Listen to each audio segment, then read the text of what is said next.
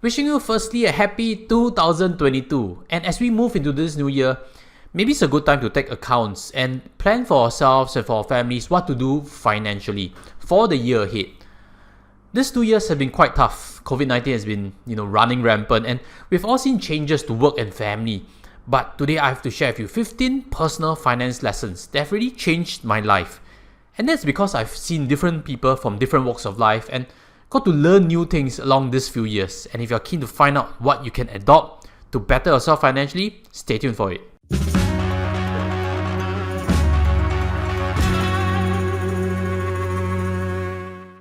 Hi guys, welcome back. Without further ado, let's start on the first point for today, which is if you want to succeed financially, think long term. Now, most people never think long term. They only see the immediate problem that's coming up in that week or the month ahead. They complain about the boss, about government, about inflation, and it's never always their own responsibility to take action. So if you want to succeed financially, look long term, because that's how successful organizations behave. They make 5-year plans, they make quarterly plans. And a further tip to add on this point is, for myself, I always believe the importance of having a side project.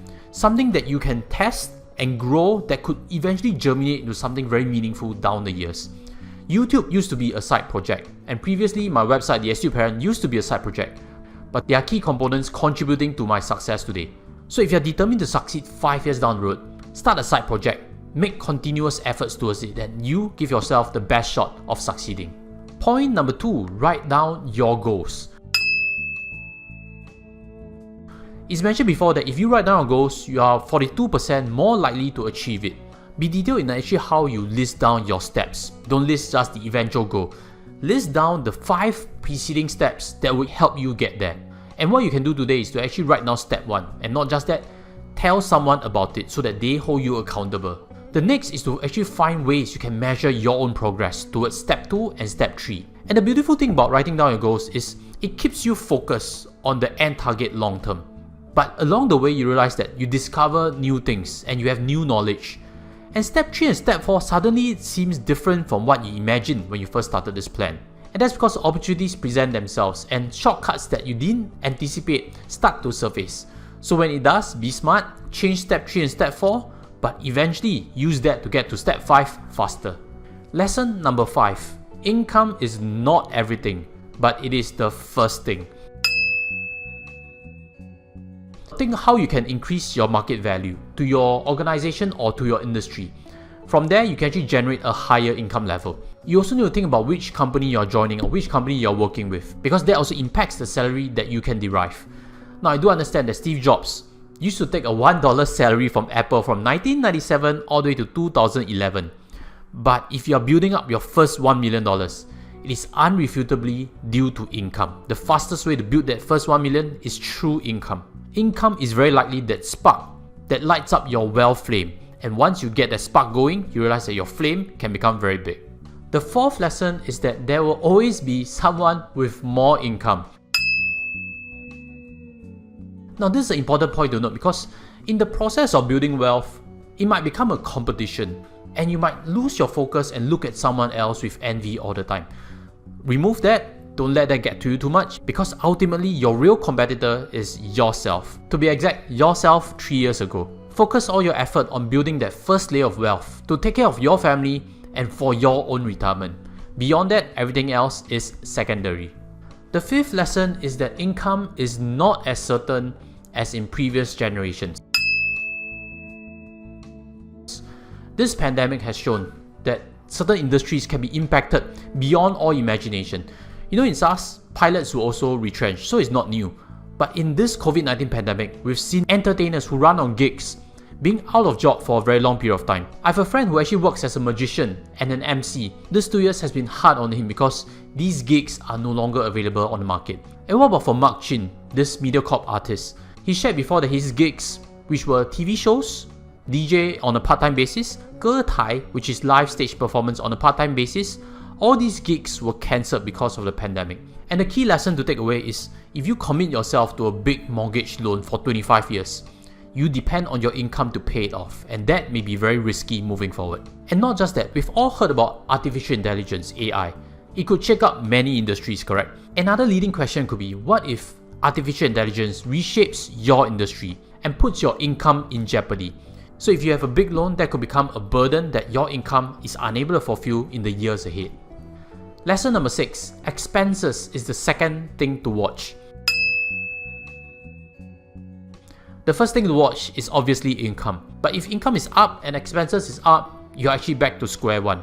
Nowadays, digital payments are readily available. We can swipe credit card, we can make GrabPay. And the beauty of it is it helps us track our expenses a lot easier. Tracking expenses is boring, but if you want to improve your financial situation, it is absolutely necessary. Lesson number 7, what you choose today impacts you tomorrow. If you buy a new big house, you incur a big mortgage expense. If you buy a new big car, you incur a big car expense. Too many have bought all these to impress people they shouldn't try to impress. And one thing about my own financial journey, on why I have faith in attaining financial freedom, is that I prevented all these big expenses from coming into the picture. So again, what you choose today will impact you tomorrow. Lesson number 8, boiling frog theory also applies to your money. The boiling frog metaphor is actually describing people's inability to react to significant changes that occur gradually, or to events which have become commonplace. Now let's use staycations in Singapore as an example. I used to balk at the idea of staycations. To me, they seem expensive, and what's there to see in a hotel in Singapore? But because of this pandemic where we can't fly overseas, I wanted to create good personal time as well as experience with my kids. So when the idea of a staycation in Shangri-La came up for my wife, that time it costed $360, the idea was to bring my kid to the water park as well as to have good dining credits to spend. So eventually that was our first staycation in Singapore. But after the experience, where we enjoyed it quite a bit, we decided to spend a lot more in the subsequent months, going to Fairmont, going to Fullerton, and suddenly the idea of spending $300-400 on a hotel room didn't seem that much. Whereas back in 2019, I'll definitely say that money spent is silly money. But once you get the first one, it's very easy to keep spending. Share in the comment sections if there's something that you've also experienced, and we'll move on to point number 9. Before we get there, invite you to smash on like and smash on subscribe, especially if you like content like this. And point number 9 is about inflation, lifestyle inflation. This is very real. If you're not earning $10,000 a month, you'll be thinking spending $10,000 a month is ridiculous. But I do have many private clients who are actually spending that amount of money per month per person. And the common contributors are kids' private school costs, kids' tuition or enrichment costs, car loans and mortgage loans. And that's actually how $10,000 per month is easily spent.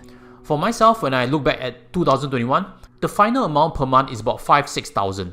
This seems to be a step up from previous years. And that's because of staycation, that's because of increased food prices and increased petrol costs. Now coming to here, let me know which is the point that resonates the most with you. Leave in the comment sections below. This will be a 2-part series, and in the subsequent part, I'll also be sharing with you things that have actually changed my mind in terms of investing. And if you're keen, subscribe and stay tuned to part 2 of this series. So if you've done so, I'd like to introduce you to the previous video I've done before. What I've learned about personal finance in the hard way. That has actually changed how I approach my own personal finances, and even seen the video, inviting you there also. With that, I'll sign off from here and see you when part 2 is released. Take care and goodbye.